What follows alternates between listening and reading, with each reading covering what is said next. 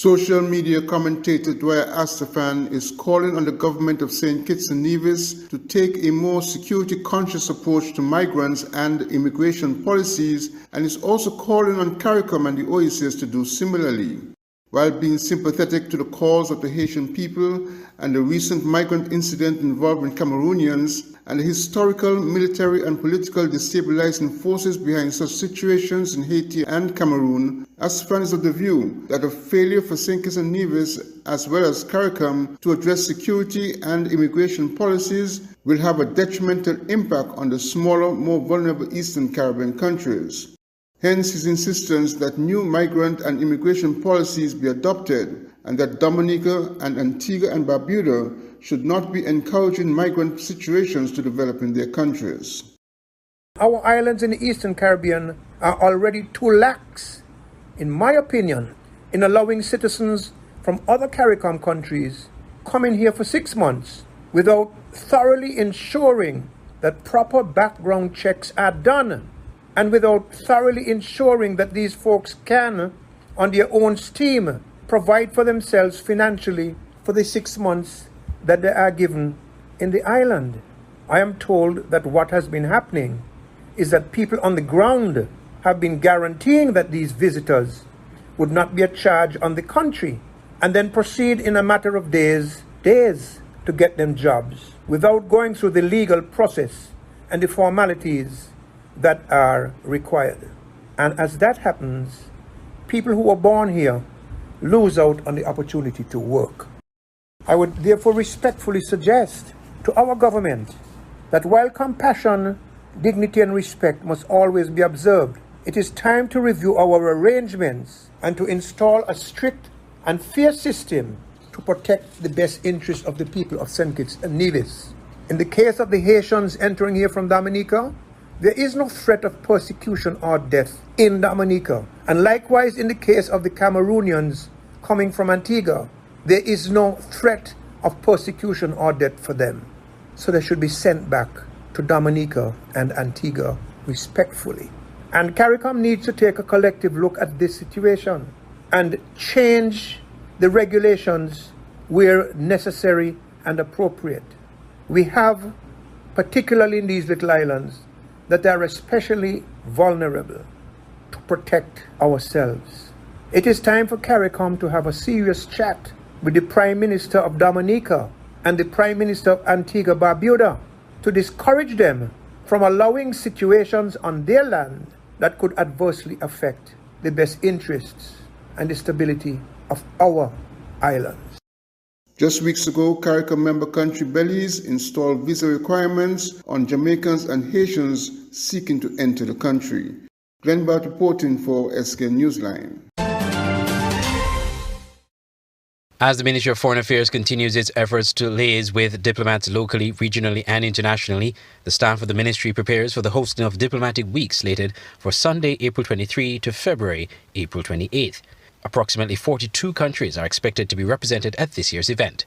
This was highlighted by Kay Bass, Permanent Secretary in the Ministry of Foreign Affairs, while appearing on the government's weekly radio and television program In Focus on Wednesday. In addition to our own ambassadors who will be coming home, we will have other countries visiting. We have about 42 countries that will be represented here at Diplomatic Week in 2023.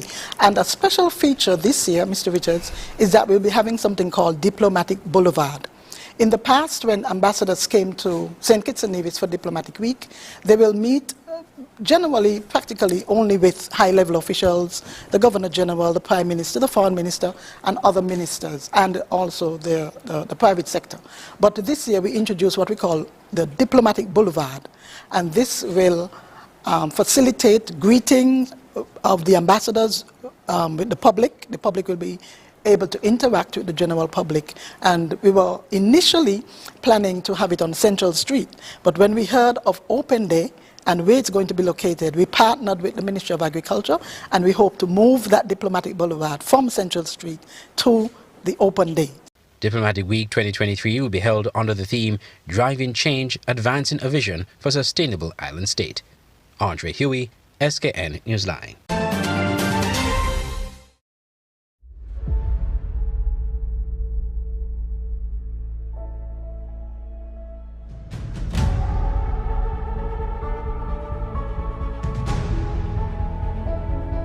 It's beautiful.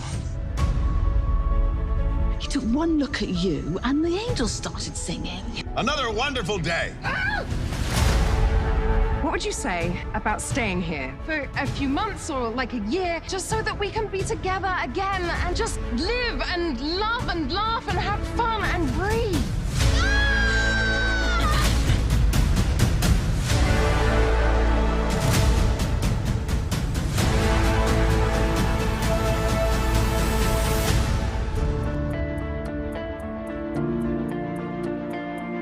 Why are you hiding out on a little Caribbean island, singing in a beach bar? When I came here, I was at peace, and I never left. This is the beating heart of Nevis.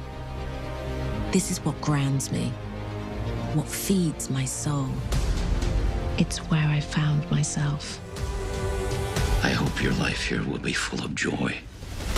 Love this island, my son. She will give you more than you can imagine.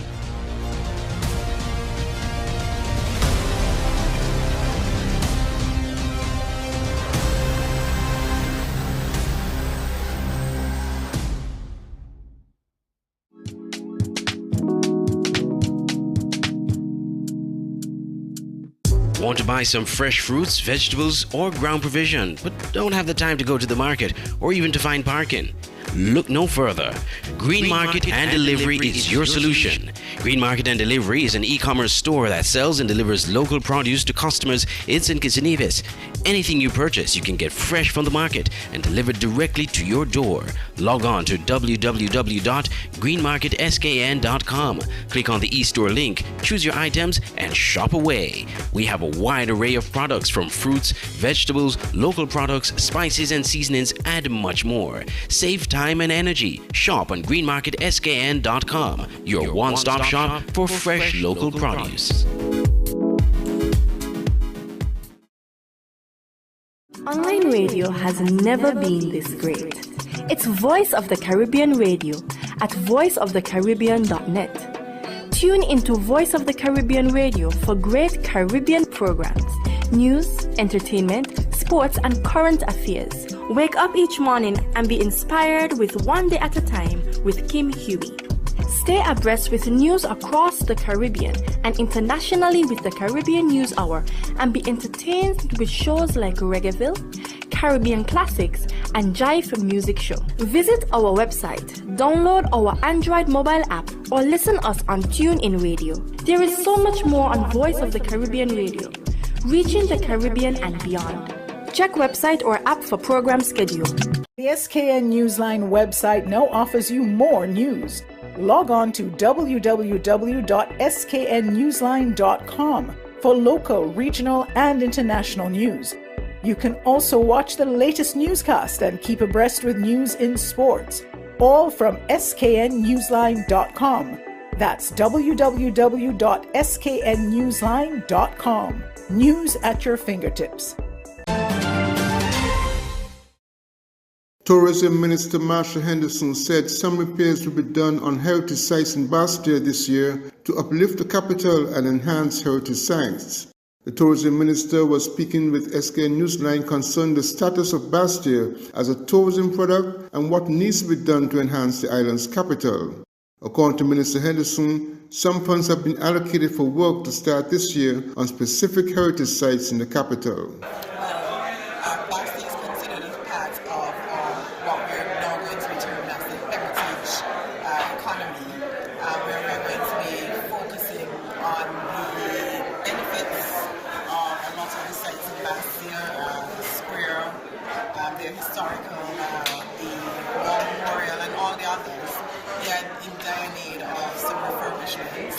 Unfortunately, we didn't get a lot of money allocated to us in this year's budget to do what we would want to do, but we do have some funds and we're going to be refurbishing areas like the clock, Pelican Wall, the square. We're doing some work on the square for the 40th anniversary of independence as well, and all the other heritage areas as we move towards acknowledging the heritage economy and the relevance to tourism with our heritage economy. So we're hopeful maybe if we don't what little we have allocated to us in terms of finance that we can.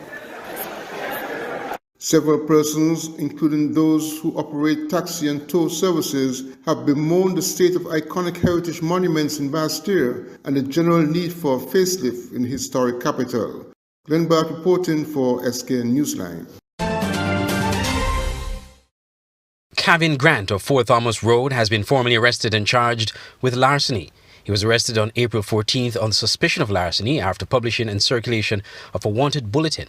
According to police, it executed a search warrant on Grant's premises on the same day for the stolen goods, and nothing of evidential value was found to satisfy the search. Grant was formally charged at the Bastille police station on April 15th on 3 counts of larceny committed on February 15th, March 17th, and March 31st. The Royal St. Christopher Nevis Police Force said it extends its gratitude to the general public for their assistance in this matter. Further investigations are ongoing and the general public will be updated appropriately, a release from the police said. Andre Huey, SKN Newsline.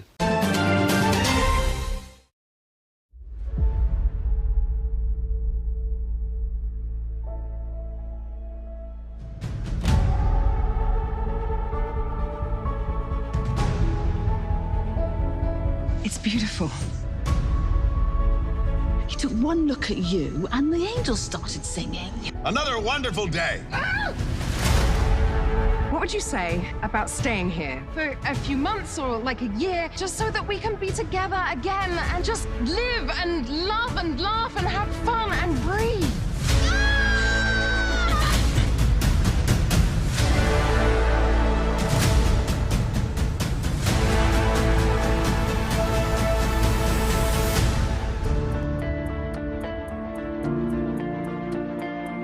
Why are you hiding out on a little Caribbean island, singing in a beach bar?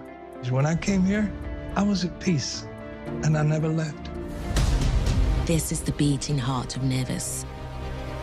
This is what grounds me, what feeds my soul. It's where I found myself. I hope your life here will be full of joy.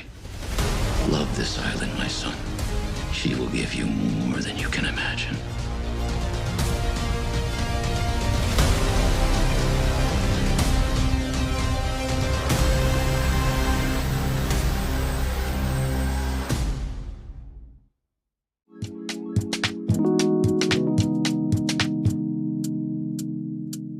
Want to buy some fresh fruits, vegetables, or ground provision, but don't have the time to go to the market or even to find parking?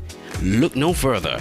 Green Market and Delivery is your solution. Green Market and Delivery is an e-commerce store that sells and delivers local produce to customers in St. Kitts and Nevis.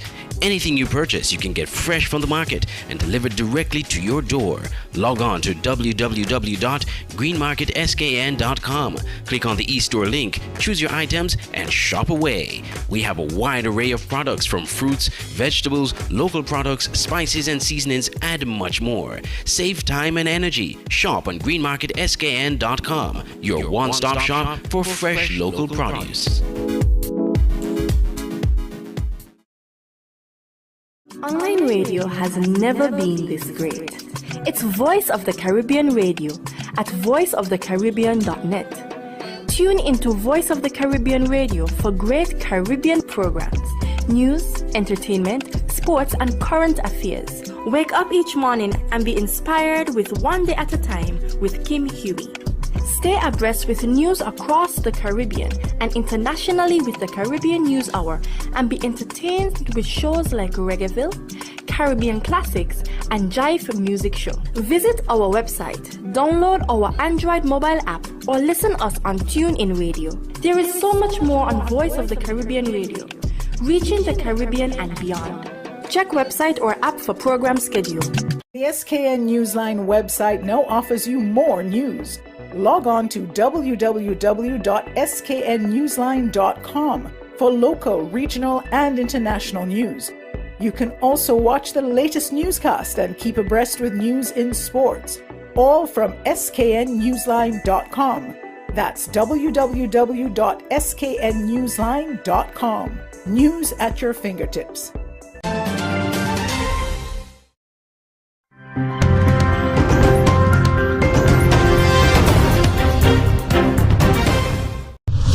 Although a positive HIV result can have a significant impact on a person's life and health, with modern treatment, care and support, the diagnosis is no longer a death sentence.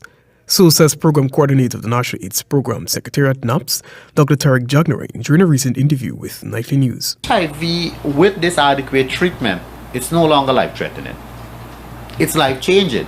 Persons are living very, very long. We have patients in our clinic over 30 years. According to the program coordinator, patients continue to live normal life with the same normalcy as prior to being diagnosed, with no signs and symptoms being exhibited. He added that even though proper treatment expands a patient's life expectancy, decades-old stigma still remain. Persons are not dying from HIV. They're dying from other issues, hypertension, diabetes, and so our approach has to change. We not only now have to address HIV, but other non-communicable diseases. While there are over 9,000 Guineans currently living with the virus and an estimated 600 are unaware of their HIV status, Dr. Jagnaring underscored that research shows that there has been a decrease in the rate of deaths from the virus last year. We would have actually had a stark decrease in the number of deaths. They would have only mentioned just around six to me, the M&E department.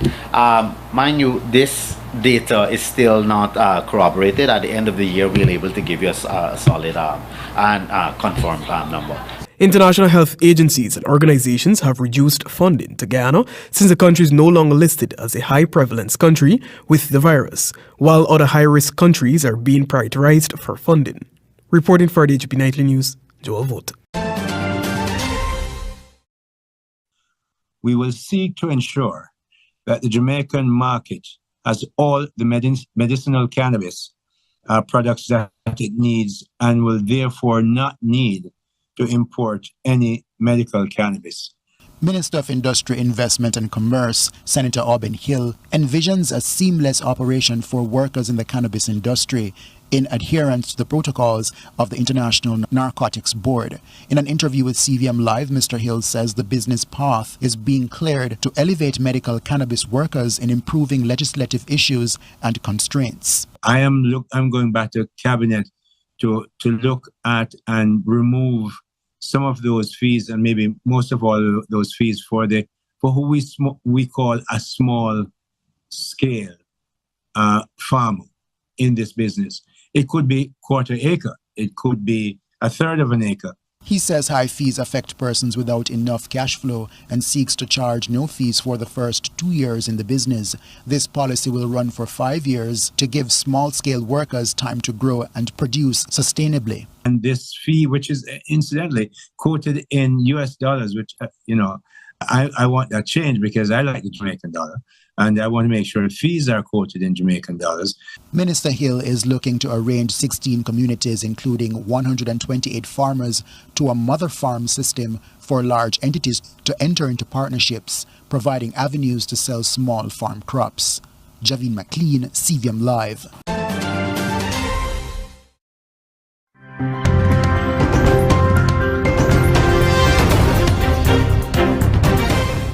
Let's now go to the US next, where President Biden has condemned the killing of 4 people at a birthday party in Alabama this weekend as outrageous and unacceptable.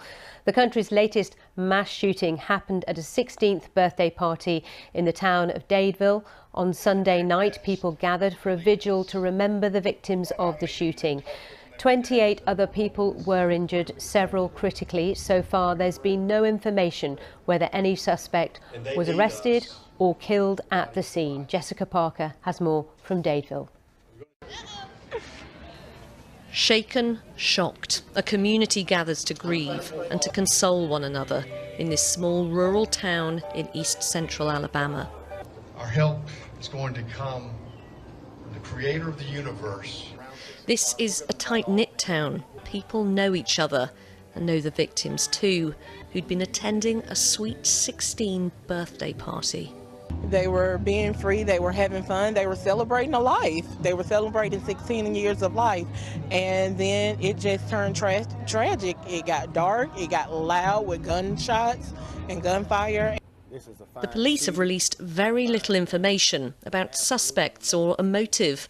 Local media have started naming those who were killed, including Phil Dowdell, a star high school athlete, well known here and well loved. He did not deserve that at all. He was too sweet of a person. He was too sweet for his own good.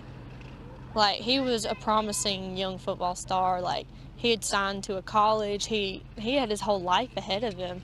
And not just him, all of them. This is the building, the dance studio, where that 16th birthday party was taking place on Saturday night. There's now no police tape, the doors sealed off, but it's a muted scene after the horrific events that unfolded here. The bullet holes in the glass, another trace of America's rising gun violence. President Biden's again called for tighter firearms controls. It's a familiar call in a divisive debate that's happened so many times before. Jessica Parker, BBC News in Dadeville, Alabama. Well, Faith in Action Alabama community organiser Muath Al-Khattab told the BBC how the shooting has impacted the state. My first thought was, this is a horrible tragedy, of course. I really felt for the victims and those people who are traumatized from the shooting in Dadeville. And I just felt really sad that this keeps happening and that they had to experience this at a time that it was supposed to be a celebration. People are definitely shocked and traumatized. And I think people are probably in a state of disbelief. And it also is possibly something that will bring the community together, to bond together and try to lean on one another in this tragic time. I believe that really what needs to happen is people need to come together. Relationships need to be built and strengthened, and there needs to be implementation of actual proven ways to reduce gun violence by intervening and interrupting that violence. Our aim is really to reach the people.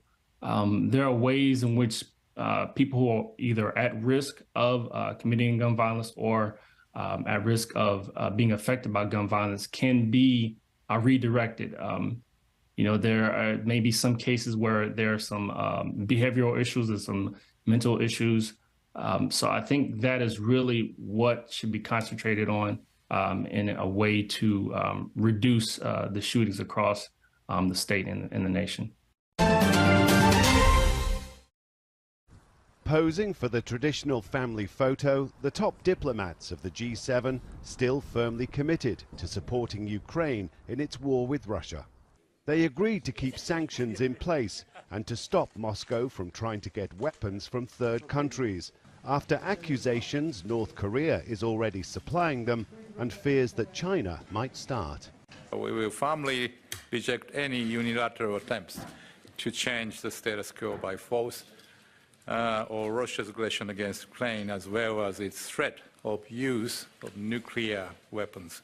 The foreign ministers criticized Russia's decision to station tactical nuclear weapons in Belarus.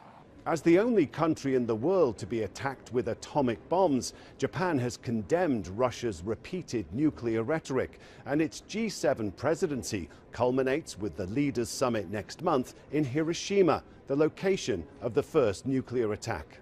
The foreign ministers also reaffirmed their commitment to a free and open Indo-Pacific, seen as a pushback against China's growing power and influence in the region, and an answer to the continuing threats by Beijing against the island of Taiwan. But the ministers have also been dealing with the growing crisis in Sudan, with US Secretary of State Antony Blinken calling for an immediate ceasefire. Also, a strongly held view, again, across all of our partners, on the need for an immediate ceasefire and a return to talks. Talks that were very promising in putting Sudan on the path to a full transition to civilian-led government. The fighting in Sudan will likely continue to feature prominently in discussions until this meeting ends on Tuesday. Rob McBride, Al Jazeera, Karuizawa, Japan.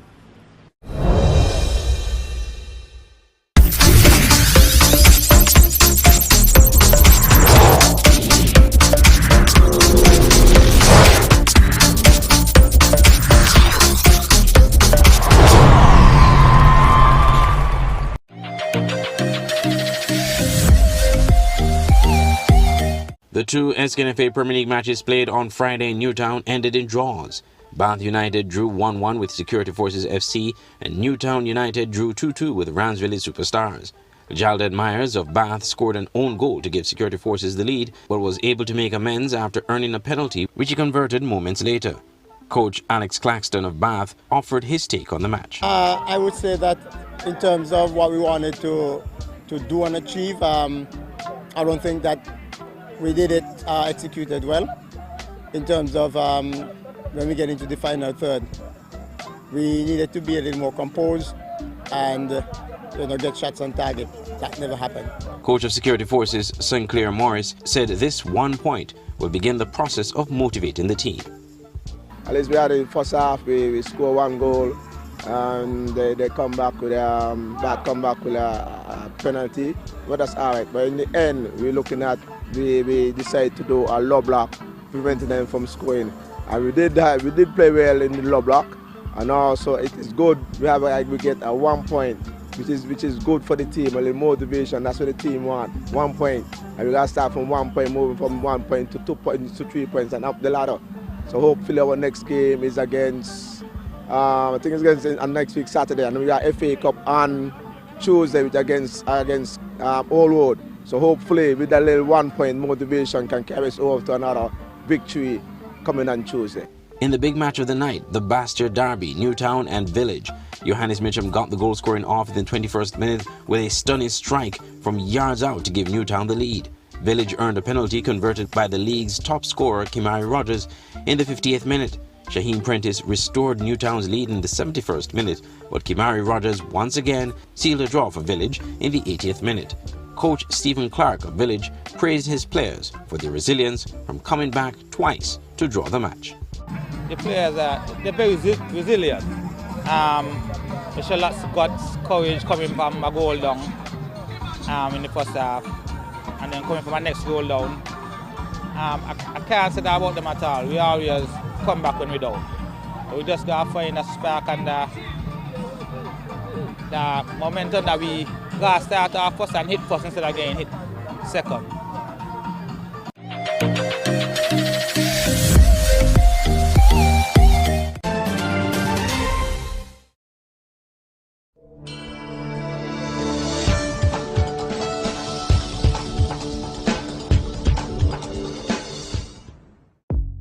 Welcome to the SKN Newsline Weather Report. I am Janil Boone. Here is a look at the forecast for St. Kitts and Nevis.